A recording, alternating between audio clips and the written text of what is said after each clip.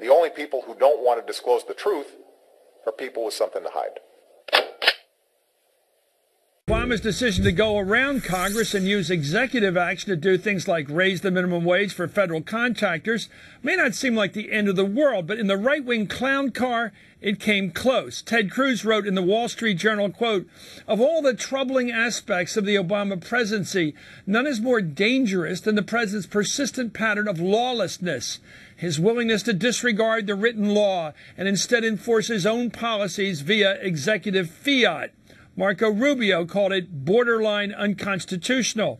Congressman Randy Weber tweeted about the socialistic dictator. Steve Stockman took it a step further, walking out of the State of the Union and later saying, quote, "I could not bear to watch as he continued to cross the clearly defined boundaries of the constitutional separation of powers." His colleague Michelle Bachmann told reporters, quote, "He's the president of the United States. He's not a king. He may think he's a king. He may declare himself king, but that's not what he is under our Constitution." And Tim Muellskamp echoed her, tweeting, quote, "First release of Obama's speech reads like dictates from a king." My colleague Rachel Maddow called him out on that one. The release of the speech reads like dictates from a king. Hashtag really lawless. does. What did he say in the speech that was lawless tonight? 14 different points in where the president said, "I don't like the American people who they elect." That's what the president was saying. He said, "I don't like Congress. I don't like the American people that sent these people up here." And so he listed 14 different dictates, executive orders. Yes. Are that he was executive going to orders take. lawless? An executive action without authority is lawlessness. Executive he did not orders have the by authority presidents are lawless? if there is no authority. Well, why is the right wing freaking out over the president issuing a series of relatively modest executive actions, something he is far from the first president to do? Well, sadly, it fits a pattern from the right in dealing with this president, of course, and calling into question, as they often do, his legitimacy. Dana Milbank's a columnist for the Washington Post, and Sam Stein's a political editor for the Huffington Post. Dana, this word lawless seems to lawlessness like he's some cowboy maverick out there in the saddle somewhere, breaking the law, shooting up the town. Where did the word lawless first originate? I think it's a second-term birtherism.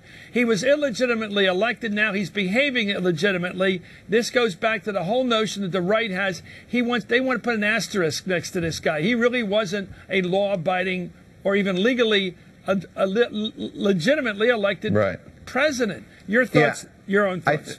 I think what's going on here is this is one of those episodes when it flares up, Chris, and the Republicans from the very beginning have been seeking to discredit Obama, not saying we disagree with his policies, but to say this guy is bad, this guy is other, this guy is something else. There's been this sort of latent Obama derangement syndrome. The virus remains in the blood, and it just seems to flare up from time to time. But it's not necessarily something they're calculating. I think it's just there's some sort of reflexive hatred that drives us from time to time.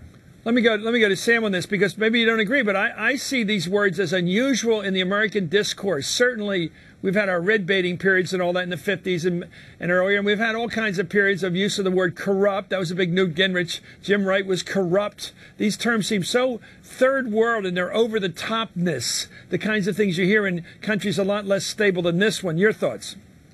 Well, I agree with you in part, but I think it's actually a little bit more an excuse of convenience for the Republican Party.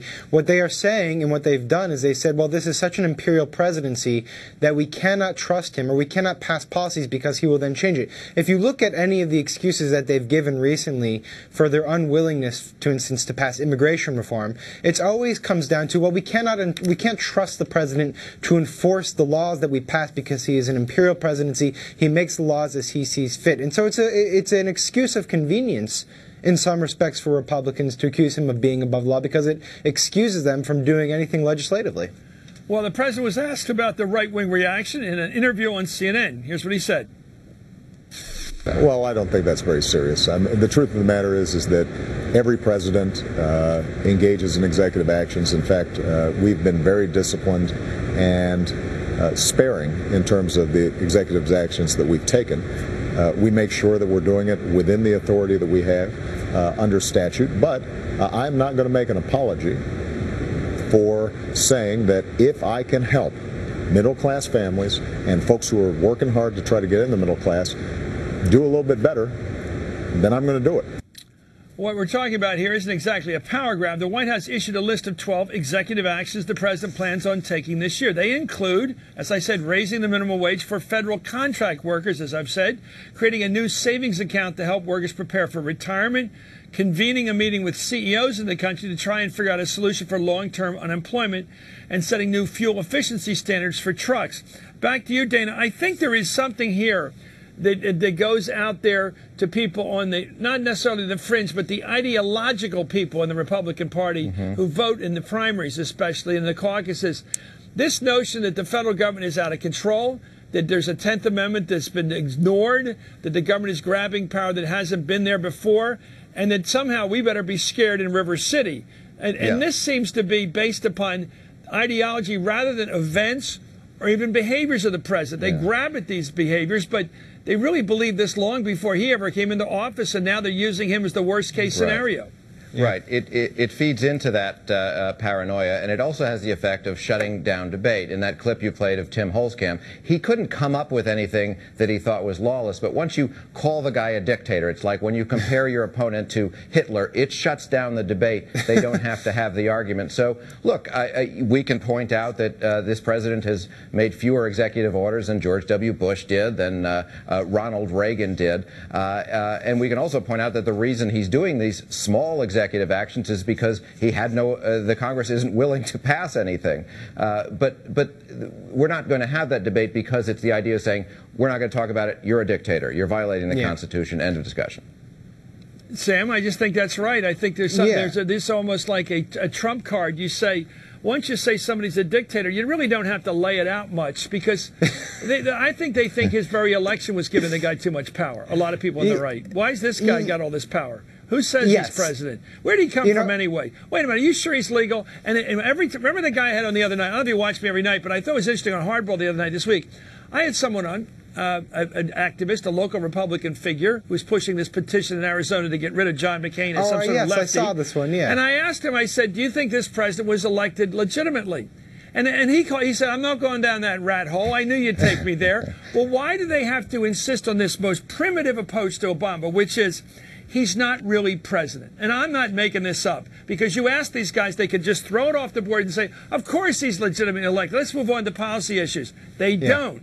They say, I will not answer your question, because I don't think they go back to their crowd at home, wherever they are, people to the far right of them, and say they have to answer the question. Did you say Obama was legitimately president of the United States? How dare you say that? Anyway, was that too primitive to say that that's where they're at? That they don't want to accept him as president? Let alone executive orders. I would say it's a bit of an overgeneralization, but I would also say that every bit of evidence, every shred of evidence suggests that the president has been pretty modest when it comes to executive action. Well, how many people do you think I can get on this show to say I'm not going to answer your question whether he's legitimate or not? How many will say, of course he is, and how many will say I'm not answering? What do you think the percentage will be before you accuse me of overgeneralization? I would have to ask your bookers what the percentage is that they've confronted. But no, because we don't know ahead of time. You are so all wise, Sam. We don't know ahead of time what these guys are going to say. What I want to say is this. I'm always amazed, by the way. My answer, I'm always amazed at the number of them who jump right up and say, I'm not going to say he's legitimate. Thank you, Dana Milbank. Good thinking there, Sam Stein.